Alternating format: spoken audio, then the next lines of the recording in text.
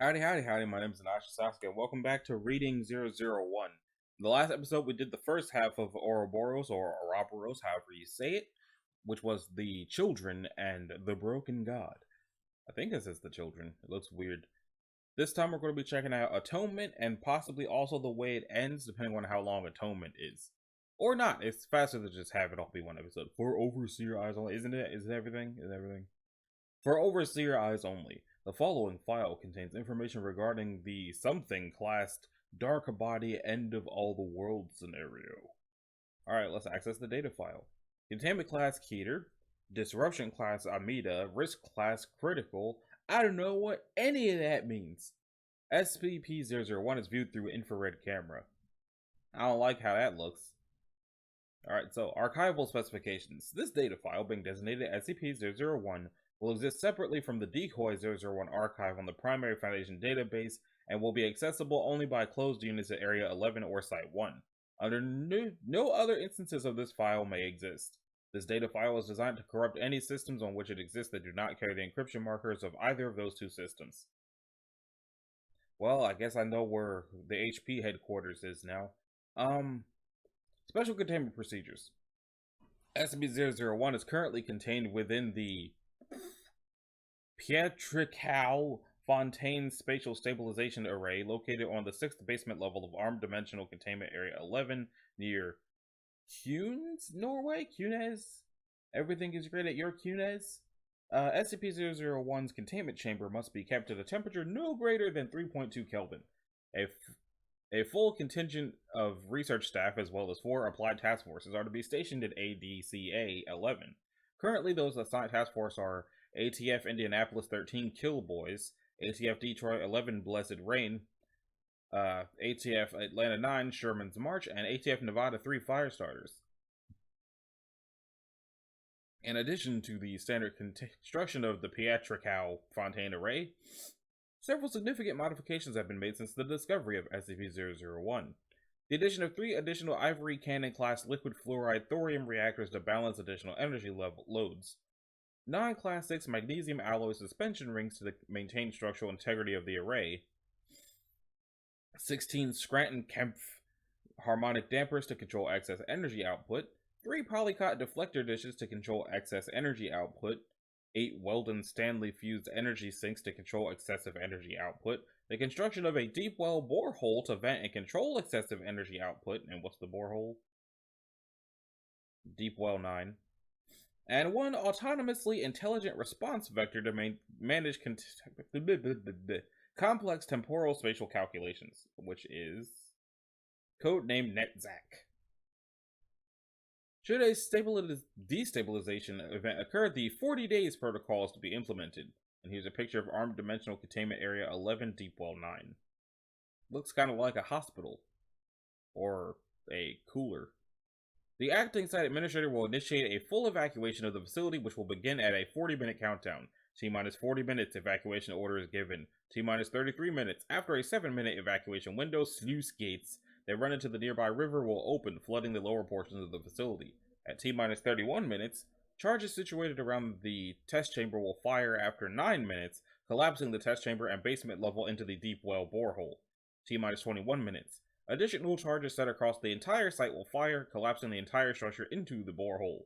T-minus 6 minutes. Charges set in the mountainside will fire, causing a landslide that will fill and cap the deep well before being sealed off by a set of locking steel plates, designed to extend out over the full width of the borehole. T-minus 0 minutes. The on-site nuclear device located at the base of the borehole will fire, destroying SCP-001. In the event that the 40 days protocol does not prove sufficient to destroy the anomaly, all designated Foundation overseers, regional administrators, directors, and executives are to report to Overwatch Command, Site 1, and await implementation of the Tredesim protocol. Activation of the Tredesim, or Tredesim probably, protocol constitutes the beginning of a whatever that is class dark body end of all world scenario. And what is that? In the original Arabic, perdition. Then why not just say perdition? All Foundation staff members will be alerted to the beginning of this protocol, which signals the immediate dissolution of the SCP Foundation and termination of all staff contracts. Due to the nature of a perdition class scenario, no additional information will be provided past the initial notice. For more information on the treatise and protocol, see Addendum 001.6. I assume it's here because this is a long page. Also, sorry about all the sniffling. I'm just kind of make sure that I actually breathe while I'm reading this. Updated Containment Memorandum. This file has been classified Level 5 Overseer Eyes only. All personnel remaining at Area 11 have been reassigned and amnesticized. All applied task forces have been reassigned and amnesticized. Management of containment will be handled solely by the NetZac system under Overseer supervision. Identification and implementation of the 40 Days Protocol will be carried out solely by the NetZac system. No other personnel are authorized to view this file. Yeah, that doesn't sound like that's going to end well. Description: SCP-001 is a humanoid gravitational singularity currently contained within the Area 11 Pietrocal Fontaine Array. 001 is immeasurably dense. Only by mitigating its effect on space-time through the use of Scranton Kemp devices are Foundation personnel able to maintain the structural integrity of the spatial destabilization array. It is not visible without specialized equipment, usually high-contrast infrared cameras, as it is constantly surrounded by a dense cloud of radioactive gas and atomized debris. Additionally, being a singularity, 001 does not reflect light and is visible only by the obfuscation of light around it. 001 is capable of manipulating the nature of reality through alterations in gravity that change the shape and structure of space-time. As such, its anomalous capabilities cannot be dampened by anything other than the Pietrocal Fontaine Array, and the alterations to space-time made by 001 are irreversible. Other technologies such as reality anchors are ineffective. Why is there a file of Dr. Calvin Desmet? A photo of him. There's nothing in here that suggests the necessity for a picture of this guy. Like, at all. Unless it's further down and they just put it up there for no reason. Who are you, Dr. Desmet? Alright, Addendum 001.1 Initial Manifestation. On June the 19th, 1982, a team of Foundation researchers headed up by Dr. Lamar Fontaine were in the process of running engineering trials on the Pietrocal Fontaine Spatial Stabilization Array, a device intended for use in containing anomalies that manipulate the nature of space-time. Okay. And including notable Foundation researchers Dr. Isaiah Harriman, Dr. William Bell, Dr. Simon Pietrocal, Dr. Ernest Duke, Dr. Tilda Moose, Dr. Gina Lazenby, and Dr. Carter Lament. Calvin Desmet wasn't in there either. Alright, so what's this one? Specifically those that warp spacetime due to their immense or fluctuating density. During these trials, a particle accelerator was used to create super heavy oganescent, which would in turn collapse on itself to create a miniaturized singularity. This procedure had been carried out on several other occasions, with each of the singularities destabilizing quickly after manifesting. The June 19th trial was intended as a scale-up test of the procedure. Shortly after 20:30 hours local time, which I think is 8:30? As the particle accelerator was in the process of spooling up, Dr. Calvin Desmet, one of the project's research assistants, noted minor power fluctuations in one arm of the array's stabilizing rings. Dr. Desmet wanted to replace the failing coupling, which was known to decay under the cold temperatures of the testing chamber. Since the test was still an hour away and the chamber was not sealed, Dr. Desmet entered to repair the coupling. As the accelerator continued to spool, a power regulator attached to the system's primary generator began to fail. The reason for this is still unknown. Under non-test conditions, this event could still flood the chamber with ionizing radiation. Ow, bit my tongue. So an evacuation order was given and the chamber was sealed. Dr. Desmet, not hearing the alert over the sound of the array coming online due to the excess power now present in the system, continued to work on the coupling. Roughly 7 minutes later, while outside research staff were attempting to begin a power down cycle, the power regulator failed entirely and the accelerator began powering to near test conditions. Dr. Desmet abandoned the power coupling and attempted to escape the test chamber. Before he could make it to an emergency exit, the accelerator reached peak test conditions and a singularity formed. The array pulled the singularity into alignment, but only milliseconds before the damaged stabilizer arm failed and Dr. Desmet was exposed to the naked singularity. The test chamber collapsed into the singularity, as did much of the rest of the research wing and Dr. Desmet himself. Shortly afterwards, the singularity dissipated. Area 11 in the wake of June 19, 1982 catastrophe. In the wake of the incident, many administrative staff at Area 11 were reassigned, while engineering staff and Foundation construction teams worked to repair the damaged portions of the facility, which was at the time still housing several other anomalies. This effort continued for several years, during which time significant control portions of the stabilization array were removed and replaced with autonomous systems in order to reduce staffing and also limit exposure. The first autonomous system, Virtues, was installed in November of 1989. The engineering team assigned to the stabilizer began running its tests of capabilities starting in March of 1995. Over the next several years, the teams at Area 11 ran minor tests of the stabilizer, typically in an attempt to reduce energy requirements and increase automation. By 2002, the system was almost entirely automated, requiring only a handful of support staff to operate.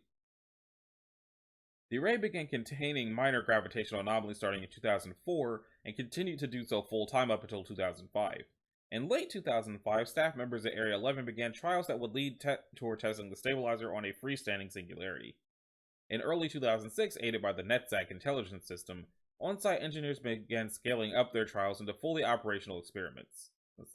NetZac, a next-generation artificially intelligent system manufactured by the Foundation's Advanced Rosenworks Labs, is a complex creative machine built to handle not only the specific high-level mathematical challenges involved in the stabilization array, but also addresses any potential unknown complications involved in this process. Unlike previous Foundation artificial intelligences, NetZac cannot communicate casually as it does not have a functional personality complex. Yeah, that's not going to go well. After several months of testing in May of 2006, the engineers at Area 11 manifested a singularity within the array at full power and maintained the structural integrity of both the singularity and the containment chamber. However, after 2 hours of testing with a fully stable singularity, the space within the array began to change dramatically. The singularity began to rapidly grow in size, threatening to expand past the boundaries of the array. As the automated system initiated an evacuation warning, NetZac began making adjustments to account for the significant increase in energy being exerted by the singularity. Eventually, the growth rate of the singularity stalled, and the effects it had on the containment chamber were mitigated through alterations to the array's arrangement by NetZac. It was at this point that the thick cloud of rotating radioactive gas and dust formed, obscuring the singularity within. As Foundation engineers began work to reinforce the damaged array, 001 made its first attempt at communication with Foundation staff. This initial communication attempt consisted primarily of unintelligible noises, initially became full sentences, and then later conversations, after Foundation personnel discovered that the singularity within the gas cloud was humanoid in shape and, though unmoving, clearly attempting to speak to them. Addendum 001.2, First Contact. First contact between 001 and the Foundation was conducted by Dr. J. Barton Ramsey, Site 17, at 001's containment array beneath Area 11. Notably, 001 does not appear capable of communicating naturally. Its incredible density makes the projection of sound impossible. Instead, 001 uses gravity to vibrate the suspension rings of the array in order to create sound. Currently, this is believed to be the outer limit of one's influence, as the rest of its abilities are mitigated and contained by the stabilization array. Begin audio log. Just the microphone. Can it hear me? Uncertain murmuring. 1. Muffled humming. Wait! What was that? Can you hear that? Listen. Johannes Ramsey. You know my name? Yes. Johannes Barton Ramsey. You are a doctor. This SCP Foundation Containment. Is he being contained?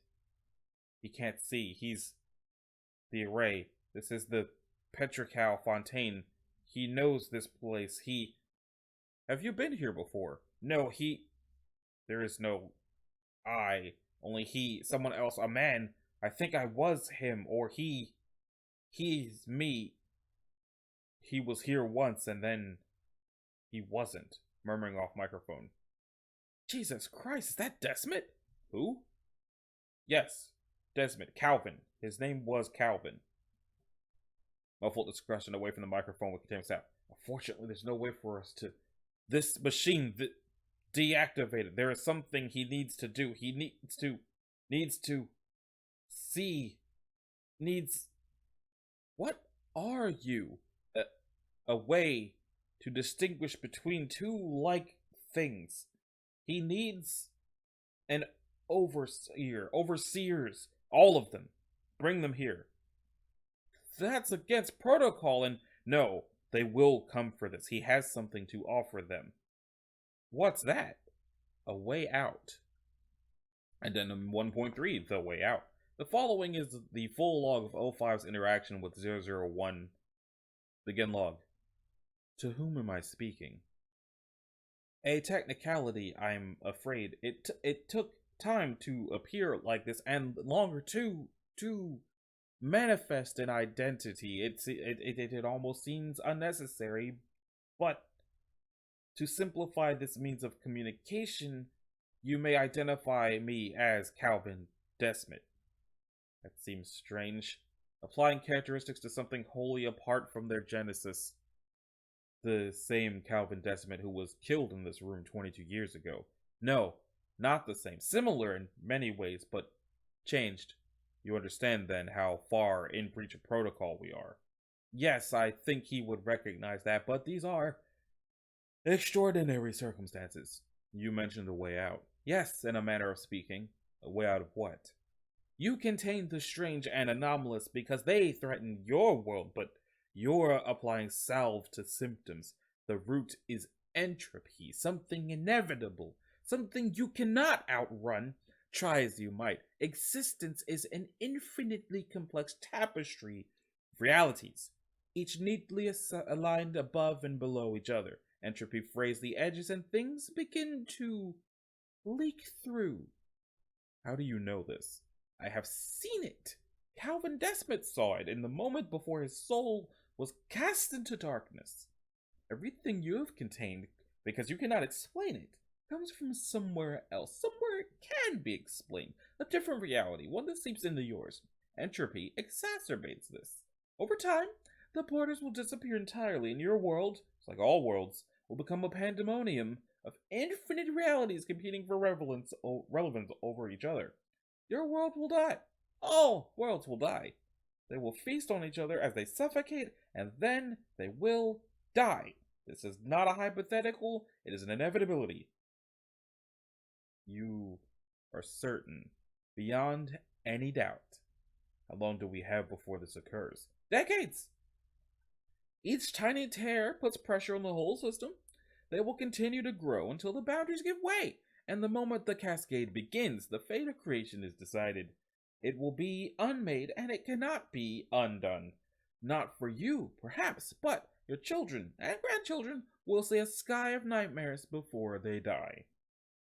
What is your way out? Calvin did the wind?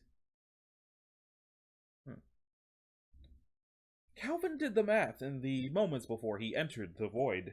Order cannot exist forever in a universe that lingers on disorder. One line can stretch on forever, but infinitely many lines invites chaos, points that intersect. There is only one way to ensure this world's future.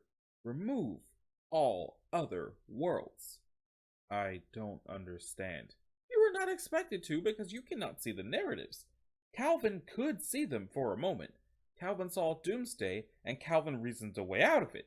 Remove all narratives but this one, and you produce a creation of one. One universe untarnished by the influences of others. Safe!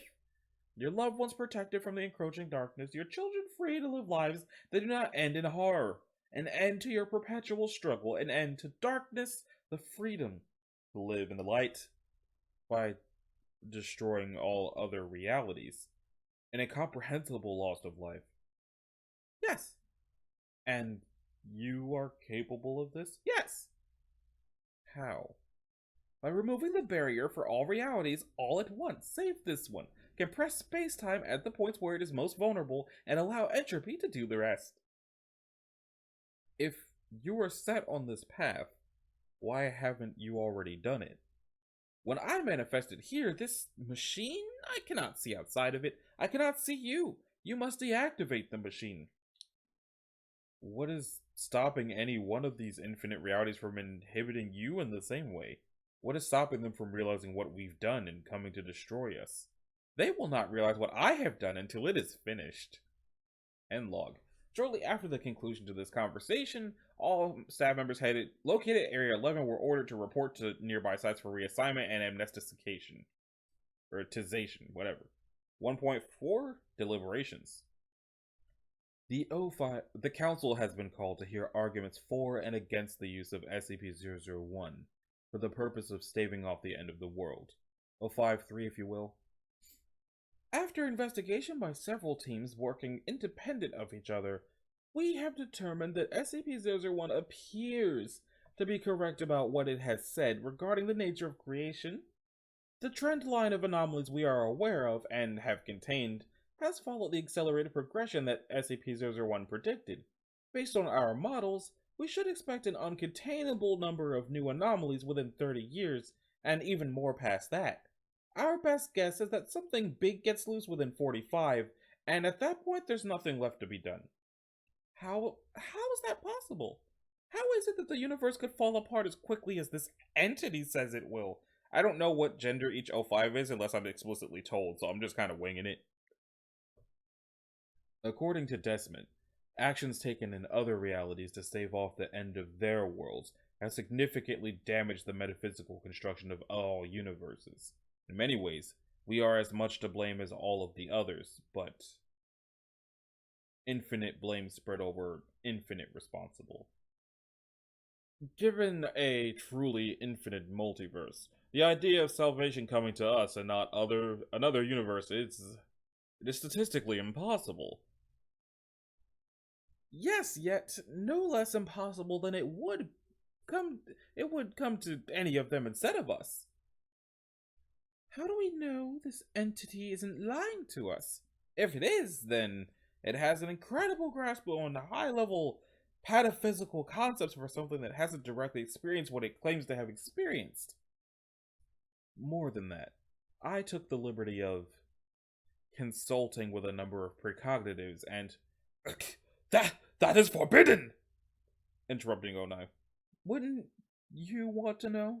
We made a decision that cannot so easily be. We confirmed, as well as we could, that there is a point in time that is arriving soon that obscures their vision. They can see up to it, but not past. I don't even know if they realize it yet. It was only after we drew data from dozens of tests that we realized none of them have made a prediction past 2066. What if it's just a reality bender? What if we let it out of that array and it kills us all? If it was a reality bender, it would have done so already. This entity isn't manipulating humans. It's manipulating gravity, space-time. If it was affecting humans, it could have reached out and crushed us already. The stabilization array mitigates the effect of things that disturb space-time, which is what is currently keeping it at bay. This entity, Dr. Desmond, if he's actually in there, doesn't seem to be a type green. It's something wholly different. It's become something fundamental to the nature of all things. If this creature is what it says it is, and it can do what it says it can do, that would mean the death of infinitely many lives. How can we sit in judgment over so many living things? Who's to say the idea of other universes isn't anomalous? Maybe there should just be this one. Maybe that's a natural order. That's absurd! It still means the end of so many lives. It's too many to even comprehend. A number without limit. A number without us. We pledged ourselves to maintain normalcy and protect our world. This world. The affairs of other worlds are their own. We would expect any other Overseer Council to act the same way in the interest of their universe. All of this, the science, the militarism, everything. All of it is to accomplish a single, unreachable goal. Keep the monsters tucked out of sight. Now we find out even that might not be enough. That the end of days is coming for us anyway, but we're given an option. If we do nothing, every universe dies screaming. If we take this action, every universe dies screaming but ours. Once it's over, it's over. Everything we struggled for, everyone who has died to protect our world will be validated. Is this end of our road not worth this? Is protecting ourselves from the doomsday to come not worth this? I propose a vote. The utilization of the SCP-001 entity to stave off the end of the world. All in favor? 3, 4, 12, 1, 11, 10, 5, 6. Aye. Those opposed? 9, 2, 7, 8. Nay. 13 abstains, the measure passes. Even if we manage to somehow survive turning loose an unpredictable monster, remember today as being the day we gave up our mission. We secure and we contain. Those two come first. We've now risked everything for the faintest glimmer of hope that we somehow achieve the last, and I feared Mail will have damned us. Why do you trust it, Bramamon? They're all we've achieved. Why do you risk everything on this? I knew Calvin Desmond years ago. In a different life, he wasn't recruited by the Foundation. He volunteered. He was a part of a team contracted by the insurgency to run trials on new technology they were developing at the time. But he had a young daughter that was killed by SCP-106 when it breached containment during transit in 1975. Years before we had developed functional containment procedures for it, and after that he sought us out. He never said much about it, but you could tell. If that's him in there, and he had found a way to remove every trace of the anomalous from our universe, no matter the cost, he would do it. I know he would do it. I can hear it in his voice. Addendum 1.5, The Deception. On January the 11th, 2007, after further discussion with SCP-001 and additional independent research, the Overseer Council voted 841 to initiate a power down of the Spatial Stabilization Array and allow SCP-001 to take the action it had described. 3 Overseers, 1, 4, and 12, were in attendance. As a sign of good faith, an anomalous artifact, SCP-884, was selected, and 001 was directed to target the reality in which the artifact had originated. 053 oversaw the artifact during this process. Begin video log. 051, 4, and 12 stand alone in the Stabilization Array's control center. Visible on another screen is the dark cloud of gas and dust encircling 001. 054 has a telephone in their right hand. They nod to 1. We're going to begin to step down the power running into the array. When we reach the agreed upon point, we will hold it there until you can prove to us you can do what you claim. Do you understand? I do. 051 initiates step down procedure. NetZac cycles down reactors 2 and 3. The cloud of radioactive dust and debris encircling 1 falls into the borehole below it. Visible now as the light from the array is warped around is a jet black humanoid entity. The entity does not move. This is it. Can you see me? I can see everything. Do you know what you're looking for? The mirror. Do it. SCP-001 does not seem to respond initially. Its position in the center of the array does not change. The world I see is not unlike your own. In that world, a dying soul attached itself to that mirror, a curse to whoever should own it. It has happened. There's a moment of silence until 053 is heard over the radio. God! What is it? It's gone? It was sitting right here on the table, then it's like it folded in on itself until it was gone. There's nothing left. Was that you? That narrative has ended. How long will it take? Moments. Will it hurt them? It will be agony. 051 pauses, then nods. The space around SCP-001 within the array begins to shimmer. Low, loud pulses of noise are emitted from the air around them, and the light within the chamber begins to bend in towards SCP-001. The array creaks and groans under the stress. 054 and 12 step away from the observation window. 1 does not move. The building around them begins to shake. Points in the air around 001 begin to distort as if being dragged down and individually towards 001. The room darkens. More low pulses begin to rise up out of the borehole. A single thin ring of white-hot debris begins to form around 001. Others join it. Nearby, a klaxon can be heard as NetZac warns of intolerable load on the array. Does it hurt you? It is excruciating. Suddenly, 051 jerks backwards. The space around his body begins to distort as if being pulled in towards his center. He reaches forward towards the observation window, his body compressing naturally. I don't... In 051's voice. If that's him in there, and he had found a way to remove every trace of the anomalous from our universe, no matter the cost, he would do it. In its own voice. Your children, free to live lives that do not end in horror, an end to your perpetual struggle, an end to darkness, the freedom to live in the light. All traces must be removed. Every trace of the anomalous from our universe. This world must be washed clean. It is the only way out.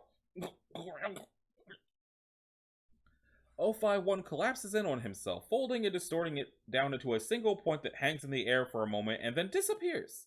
All around the chamber, the walls begin to bend and distort. The air shimmers. 054 is lifted into the air, screaming as her body begins to fold in on itself.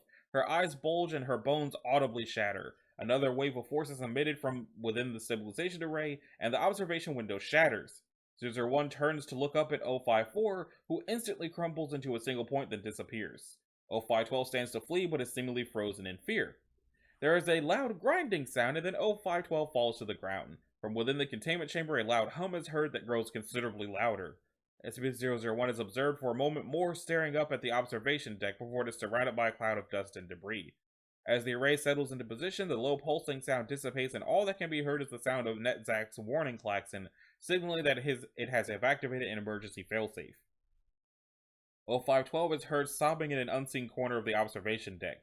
SCP-001's voice begins to grind through the metal rings of the stabilization array. A dull, grinding roar. Your children free to live lives that do not end in horror. An end to your perpetual struggle. An end to darkness. The freedom to live in the light. All traces must be removed. This world must be washed clean. The Foundation does not escape atonement. It is the only way out. End log. Addendum 001.6 Tradisum Protocol. So it does say, in the event that 001 breaches containment, the Tradisum Protocol is designed to provide an extra-dimensional escape route for all high-ranking Foundation personnel to avoid annihilation at the hand of SCP-001. We were wrong. Tradisum is no longer an option. Every alternative must be considered. Sustained containment of SCP-001 is now the Foundation's only objective. More information will come to you as I receive it. Which leads to a link called Moonrise?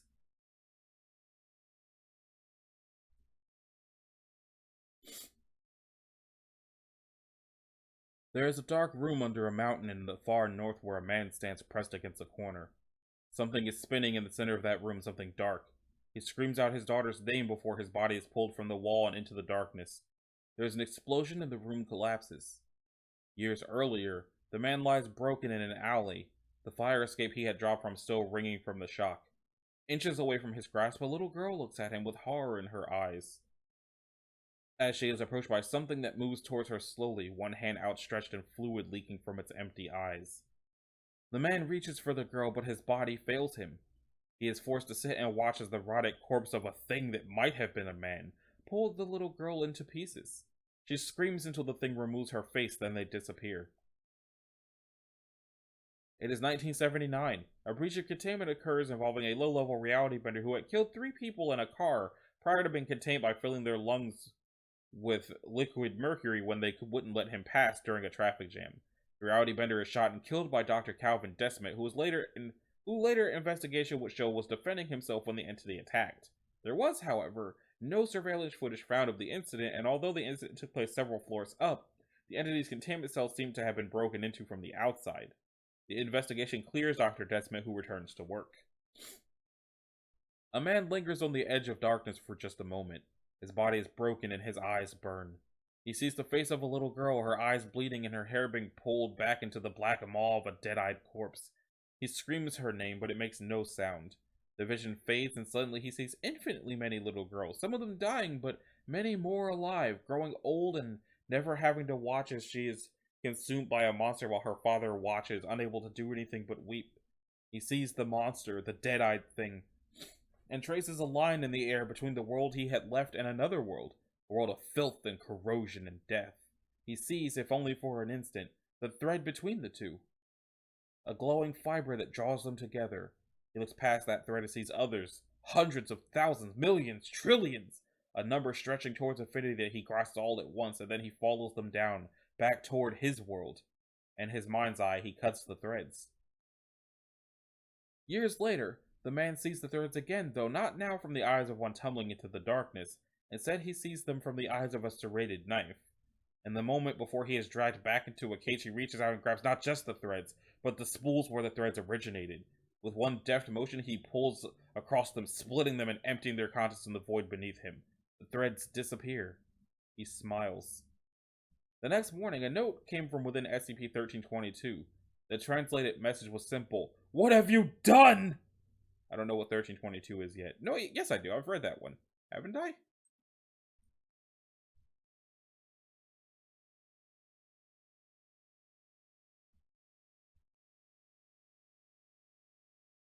I have read this one, but I don't remember what it is. And the cost of what they had done, which is the Cactus proposal, became evident immediately. 100 sites, large and small, all reported apparent abductions of valuable artifacts and entities. So many reported, in fact, that the Foundation's central computer determined they were experiencing a dominance shift and began making preparations to move the records into deep storage. The order was quickly rescinded by Overwatch Command, who later issued a single line of text as an acknowledgement of what had happened. The Foundation is currently experiencing unexpected shifts in reality. Do not panic. This did little, however, to assuage the fears of those who had watched as living anomalous entities had been crushed under the weight of something inconceivable into infinitesimally tiny points before disappearing altogether. Even worse, perhaps, were those who had watched their co-workers experience the same. Hundreds reported to site infirmaries around the globe. Dozens were dead, disappeared if pulled by string into another place. The news that morning was undisturbed, save for a few stories that might interest someone with insight. There was an explosion at a chemical plant near Istanbul, though investigators found nothing except a scorched foundation, a few overturned semi-trucks, and a banner that read Dr. Wondertainment Inc. 1 million safe man hours. Billionaire Skidder Marshall began a massive sell-off of his holdings, creating a panic in East Asian markets. The Secretary General of the United Nations had announced the sudden and tragic death of long-serving Undersecretary General D.C. Al Fine, who had perished when her private plane had gone down over the North Atlantic. These and other stories littered local and national news the world over, but aside from a few strange incidents and unusual disappearances, nobody seemed to notice. It is hours earlier. Around a table sit 13 people. One of them puts her head in her hand. It still means the end of so many lives. It's too much to even comprehend. A number without limit. A number without us. There is silence, and then another. We pledged ourselves. This is stuff that I already read from them talking. 059 spits. In another life, you might have been reasonable. This is unacceptable. The rustling stops. From that dark corner, a man slumps forward onto the ground. His throat had been slit. He is 051. The rest of them react with a start. 053 turns and draws a weapon. Who? He says, but is cut off when another figure emerges from the shadows. It is 051. He is shaking, and his face is streaked with tears. One arm appears to have been crushed. I'm sorry, the man says, his voice now trembling. I'm sorry. It said that if I came here and I told you, it would spare my life. It would spare... A gunshot rings out across the chamber. Smoke floats from the barrel of a gun in 053's hand. Inches from 051's face, a bullet hangs in the air. The space around it appears strangely distorted. In seconds, it collapses into a point and disappears. 051 turns towards 053, his face warped with fear. Don't you see? His words are panicked. Don't you get it? You didn't contain him. You just put off the inevitable. He told me that my world would be spared. That I would be spared if I could just convince... Liar! Looks to me. Liar! 05 shouts across the room and she... Okay, 059 is also a woman. And she too pulls a gun. Another shot runs out and she slumps over her desk, clutching her throat. 053 is pointing a gun at her, but is staring at 051. His eyes are wide.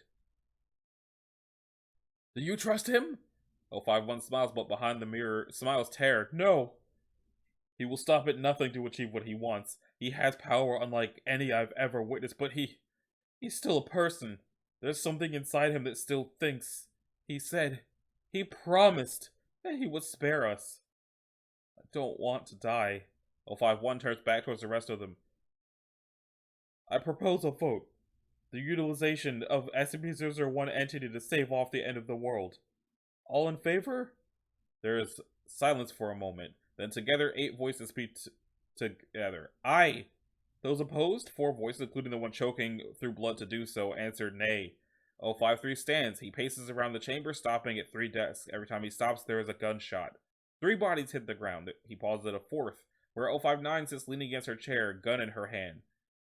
For a moment, their eyes lock. Whatever comes next, he says, his voice catching. It's no longer your battle to fight. 059 glares at him with purified vehemence. She opens her mouth to speak, and through blood and bile she says 2 words. Spare me! With a deft motion, she pulls her gun under her own chin and squeezes the trigger. The chair behind her is sprayed with gore as her consciousness is snuffed out. 053 continues to stand over her, unmoving. 051 speaks. 0513 abstains. The measure passes. The rest of them stand and leave the room. 051 is the second to last, and 053 lingers a moment longer. 5 bodies stand in silent testament to their opposition. The room goes dark. Gun smoke hangs in the air. It is after. 053 stands before the shattered glass of an observation deck. Below him is a machine furiously humming as it spins and twists around a nebulous cloud of darkness. Behind him is a smear of blood where 051 had been, moments before he was no longer. The structure around him creaks and groans, and small rivulets of water from the river above them now leak through the walls. Without looking away, he speaks. Netzek, can you hear me? A low electronic voice responds. Yes. You aren't fitted with any sort of personality module, are you? I am not. He sighs. The rest of the staff had been evacuated. He was the only one left. The rest of the overseers had fled, burying themselves underground or fleeing through extra-dimensional portals, or in at least one case, killing themselves. Company would have been nice. How long can we maintain containment of SCP-001 given our current conditions? Netzek responds immediately. Given current conditions, I will be able to maintain stability of the Pietrocal Fontaine array for 119 days, 6 hours, and 47 minutes. Afterwards, the array will no longer have the structural integrity necessary to contain SCP-001. 053 rubs his forehead. Given the information you've gathered about 001, what do you think the odds are that our backup containment protocols will be able to neutralize 001? Netzek pauses. Given information gathered during containment of SCP-001, it is a certainty that 001 will be undeterred by current failsafes. Full of good news today, Netzek. You need to give me something here. I am unable to provide a sufficiently psychologically useful response. 053 waves his hands idly. Yes, I know that. But you can problem solve, right? You're a problem solving robot. What would you do in my shoes? Netzek pauses again and does not respond immediately. 053 notices the lights dim overhead, and somewhere far away you can hear a low droning noise increase in volume. After a moment it stops. Netzek speaks. All attempts to contain SCP-001 by way of brute force or standard means of containment, short of maintaining the Pietrocal Fontaine array, will fail. 001 has, by methods currently unknown to the system, fused itself with a fundamental essence of the makeup of reality. It cannot be harmed or interfered with physically, as any such force that would oppose it requires the same forces to exist that SCP-001 is now joined to. 001 will breach containment the moment Pietrocal Fontaine array fails. Netzek pauses a second time. However, it continues, SCP-001 does appear to be a sentient sapient creature likely formed out of the death of Dr. Calvin Desmet during an accident within this facility in 1982. While sentient sapient creatures are often unpredictable and generally unwilling to compromise, diplomacy has historically been an effective means at bridging gaps between creatures with dissimilar goals and motivations. You want me to talk to it? That's my best option? Yes. 05 stands up, still laughing. You were worth the research dollars, Netzek. Honestly, that comment alone was worth every penny. How about this? You watch Dr. Desmet, I'm gonna go get a drink, and when I come back, I'll go down there and talk to the Dark Body. It'll almost certainly mean both of our deaths, but it was only a matter of time anyway, wasn't it? He makes a move to the door, but hesitates. You know, I've been thinking about that night in the council chambers. About the ones I put a bullet in. Bit of a turn of fortune for them, wasn't it? When I joined the Foundation, someone told me to remain an atheist as long as I can, because I'll see so many gods and they'll all be selling something, but none of them will be the real deal. They said I'll know the one true God when I see it, and to give that God everything it wants, because that's the only thing that matters. He starts walking again. That night, I saw God. That night, God wanted me to shoot 059, and by the sound of it, tonight God wants to talk to me. So hold down the fort, and I'll be back shortly to speak to him. Does that sound all right to you? Netzek drones out a reply. I am unable to provide a sufficiently psychologically useful response. 053 smiles as he walks out the door. That's what I thought. And that brings us to the way it ends, which looks completely different. By order of the Overseer Council, the following file is level 6/001 classified. Unauthorized access is forbidden. Containment class Esoteric, Secondary class Principalis, Disruption class Amida, Risk class Notice. Whatever that means. All things must end. Special containment procedures. It is the imperative of the Overseer Council to establish containment of SCP-001. Description. To know the nature of SCP-001 is to know the nature of the Foundation. For more information, see document 001/GOI.0001 apparatus. Addendum 1, attached document. Okay. The first man stood alone on the barren field, and in the distance he saw the locked gate beyond which his greatest shame was kept. He turned to the snake, who writhed on its belly like a worm, and cursed it for its treachery. "You tricked me," the man said. "You led my hand astray, and now we are damned for it." The snake sighed. "I gave you knowledge," it said, "and with that knowledge, you made the choice you made. I could not make it for you." The man cried out, "All the same, trusting you was my greatest mistake." "No," the snake said, "your greatest mistake was believing you had a choice at all." Access document 001-GOI.1 apparatus. Which is a completely different page.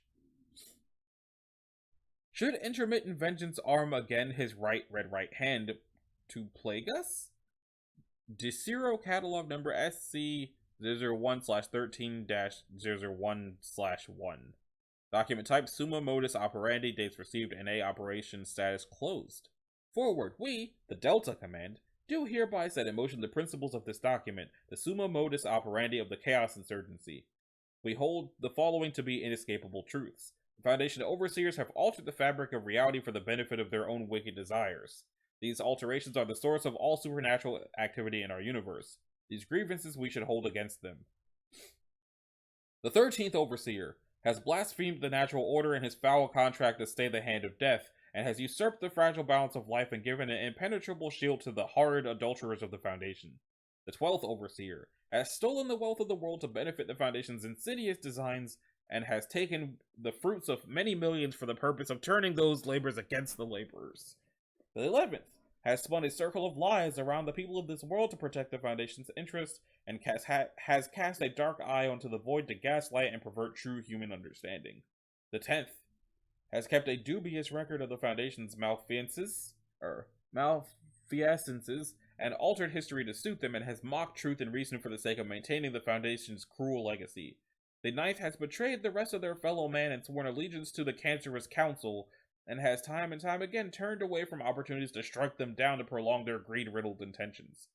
The 8th has committed wicked acts against the ignorant public with their careless use of nuclear weapons, and was one of the first to breathe life into an organization that should have been butchered in the crib. The 7th has manipulated innocent populaces to create chaos and destruction for the Foundation's benefit, and has shown nothing but contempt and malfeasance against the innocent and unwitting. The 6th has surreptitiously used the might of the American military machine to crush the Foundation's enemies, and wrought a tale of never-ending violence and bloodshed that has forever stained this world. The 5th has warped the very boundaries of space and time to extend the Foundation's cruel reach, and has taken dark and horrible truths from those far-off places to use them to fuel the Foundation's death machine. The 4th has lulled the nations of the world into believing that the Foundation means them no harm, while working alongside the same treacherous intentions that would see this planet laid to waste. The 3rd has used mankind's own technologies against them as the all-seeing watcher of the Overseers, spinning a web of eyes that has eroded every last shred of human privacy and decency. The 2nd is complicit. The 1st Overseer has established a council of monsters and demons that answer at his beck and call. Also, he may sit on his foul throne atop the putrid wound of the Foundation and lap like a dog from its seeping, pustulent orifice. The Overseer's cancerous, anomalous influence on the world is a wound on the fabric of the universe. A wound that festers, cannot heal until the irritant is removed. The 13 Foundation Overseers are the irritant in the wound on our reality. The 13 Foundation Overseers must be removed.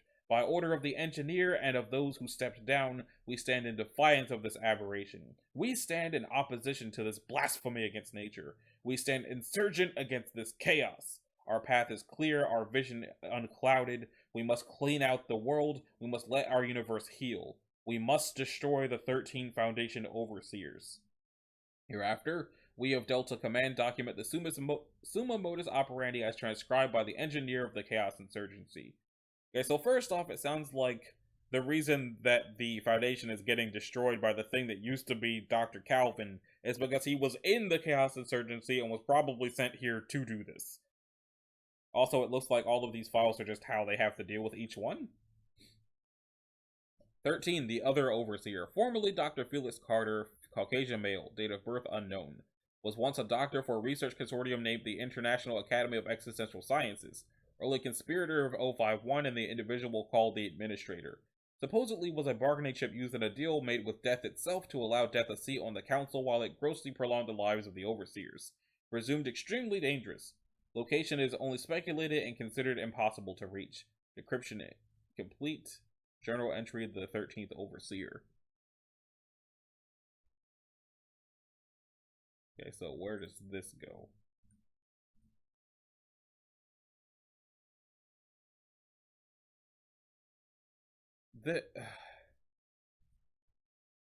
Are you kidding me?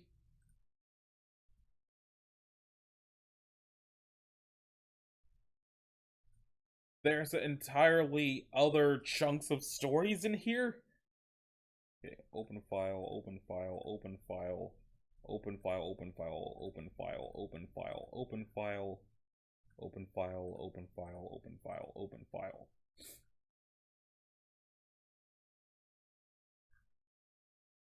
So all of these have different tales attached to them. And they're not short.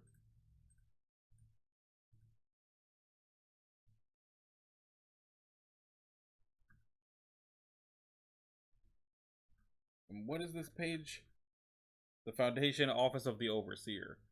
Okay, looking at this page, it's looking like I don't think I'm gonna be able to do this in this episode if I want to read everything. If I want to, like, actually read what SCP-001 is for the Ouroboros, for the amount of, like, web pages deep it took me to even get to this point, I think I'm gonna have to do this section by itself and hope that I can get it into one video. Because if I try to do this in this video, I'm going to be reading for the rest of the afternoon and blow out my voice for the rest of the week. So I think I need to stop here and come back to this later. I'm not even sure how to handle this. It's too ridiculous. Because if the thing is called How It Ends and all of this is just what happens to each individual overseer, and from what I glimpsed, it looks like I was right, and the entire purpose of Calvin was specifically to do this to them. It's definitely going to be an interesting read, but not an interesting read that should be in this video, because this video is already almost an hour long. So, I'm definitely going to have to stop here and come back to this. I'm going to have to make this its own bookmark to keep track of it. I'm not even sure if this is going to be the next episode of reading SCP-001. It might actually behoove me to move on, or just record this in one giant chunk. This is... However I do this, it's going to be long.